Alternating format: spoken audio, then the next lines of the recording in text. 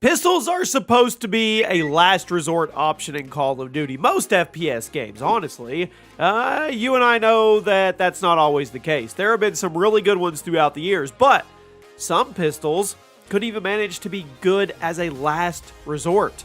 Welcome to the page, everybody. Today we're going to be reviving the age-old question. What is the worst pistol in COD history? Let me know where you agree or disagree. Drop a like. Make sure you guys are subscribed. And do me a favor. Link at the top of the description goes directly to my Twitter. It's my most active social media account. I would love to see you guys over there. Give me a follow and tell me you came from this video.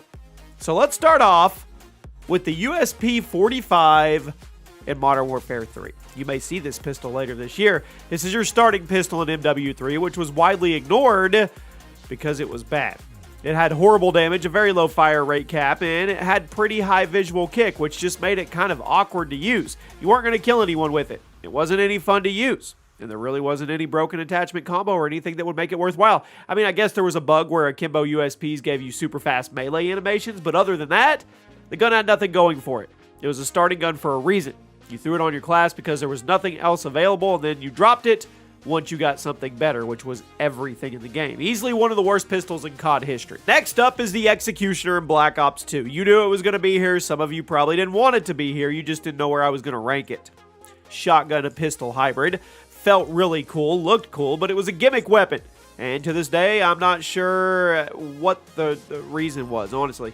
A shotgun revolver was a cool idea, but the damage was awful, and the reload took forever, which made it a liability more than anything else. Plus, the recoil, it was super heavy. It made it really hard to hit consistent shots, which you were going to have to do because the damage wasn't there. If you weren't within knifing range, you probably weren't going to get a one-shot kill, and I know this gun had a little fan club, but I don't get it.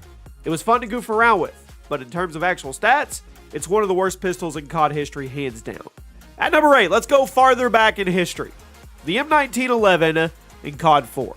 Now, this gun is an iconic weapon. It's appeared in more COD games than any other pistol in franchise history, but the COD 4 version wasn't very good when you get down to it. Now, there were 4 handguns in COD 4. 3 of them shared nearly identical stats. The M9, the USP-45, and the M1911. They all handled differently, had different magazine sizes, but nearly identical time to kill, which means you didn't matter which one you took, honestly. Take the one that handles best, I guess.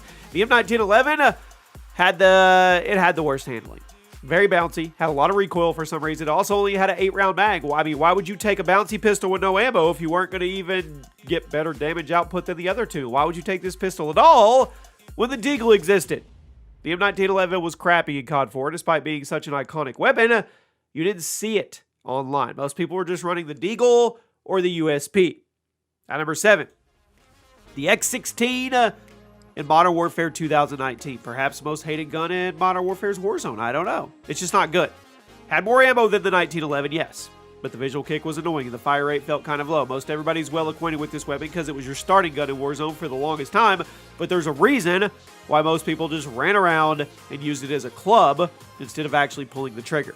The damage was inconsistent. The fire rate and the visual kick made it feel awkward. Even if you timed your shots perfectly and stayed on target, there was a very good chance your enemy was just going to run up and punch you, and this also didn't change the fact that the X16 could be outdamaged by practically every other gun in the game. It was bad. I know I'm not the only one that's very glad that Warzone left it behind. Moving right along to number 6, the RK7 Garrison in Black Ops 4. 3-round burst pistol, lots of similarities to the legendary M93 Raffica, but in terms of damage, it was a far cry from its older brother. The Garrison had decent fire rate, pretty low recoil, but the damage was abysmal, and using it as a primary, it just wasn't viable. Now, I know, some of you may argue, but the gun wasn't designed to be a primary. Yes, there is some truth to that, but the damage on the RK7 was straight up bad, especially for a burst weapon. Burst guns are usually supposed to have a lot of potential in the damage department because you're giving up constant fire rate for more consistent damage, but the RK7 felt like a pea shooter, and getting 1 burst kills was pretty much impossible outside of hardcore modes. I mean, come on. 1 burst kills are the whole point of using a burst weapon. It was a bad pistol, felt good, handled well, but the damage, it just took it down a notch. At number 5, the Reich's Revolver in COD World War II. Now, I have dumped on this gun quite a bit over the years, and I'm going to continue. I don't know why the gun was added to the game at all. It confuses me why Sledgehammer thought people would get a kick out of it. COD World War II launched without any revolvers, but a few months into the game's life cycle, we got 2. The Infield number 2 and this one. Now, the infill was about what you'd want from a revolver. It dropped enemies with 2 bullets, but then there was this one. It didn't really function like a revolver at all. Yes, it had 6 rounds, and you had to reload each one individually, but the fire rate was high, the recoil was low, the damage was super low. It killed 3 to 4 shots, but it only carried 6 rounds, and there was no speed loader attachment. Why? What was the point of the gun? The damage was on par with the other handguns, but those weapons had faster reloads and better ammo capacity, so generally speaking, what was the point of the gun? It's a revolver that functions like a standard handgun. No. At number 4, the 357 in Modern Warfare 2019.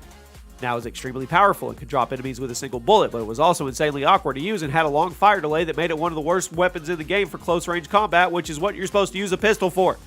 When you pulled the trigger, short delay before the shot actually came out. In a game like COD, a lot can happen during that time.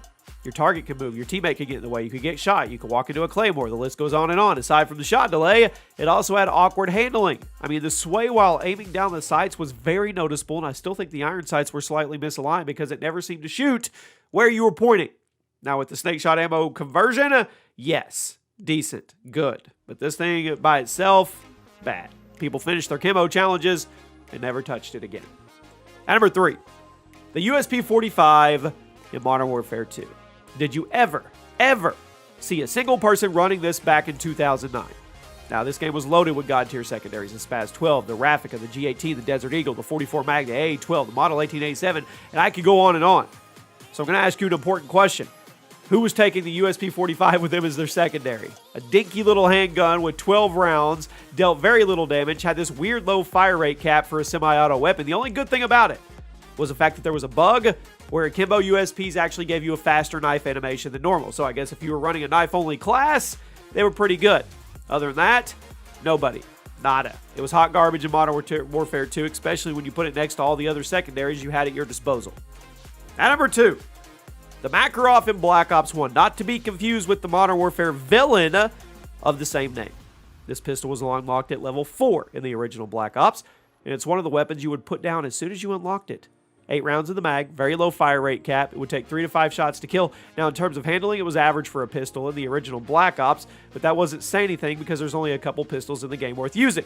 The Makarov was it was the definition of a starting weapon. You unlocked it early, you didn't do anything with it, then you put it down once you unlocked something better. But believe it or not, I do think there is one pistol that was even worse, and it's also in the original Black Ops. If you know your COD history, you've probably already guessed what's at number 1.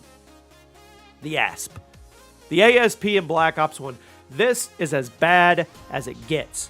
I've held a grudge against this thing for years, and it's going to continue. To be honest, I don't even know what ASP stands for, but if I had to guess, I would say it stands for really bad pistol.